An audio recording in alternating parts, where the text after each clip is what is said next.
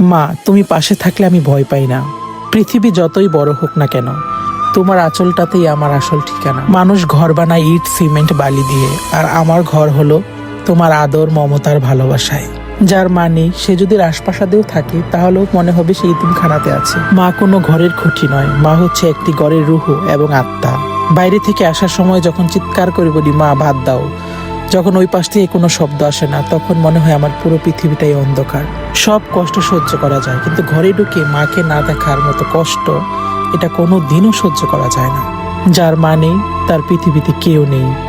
আমি মরতে ভয় পাই না, আমি বাঁচতে ভয় পাই মাকে ছাড়া। পৃথিবীতে সবচেয়ে বোকা প্রাণীটা হচ্ছে মা। মায়েরা বুদ্ধিমতী হয় না, মায়েরা সন্তানের জন্য সাহসী হয়। দুনিয়ার সবকিছু বদলে যেতে পারে, কিন্তু মায়ের ভালোবাসা কখনো বদলায় না। আপনার জীবনে আপনি যত টাকা ইনকাম করেন না কেন, যদি বাবা মা খেতে না পারে, তাহলে সেই অর্থের কোনো মূল্য নেই। মা ছাড়া শুধু ঘর নয়, পুরো পৃথিবীটাই অন্ধকার। মা ছাড়া আমার অসুস্থ মুখটা কেউ বুঝতে পারে না। আমার মা আছে যতদিন, আমার মুখে হাসি ততদিন।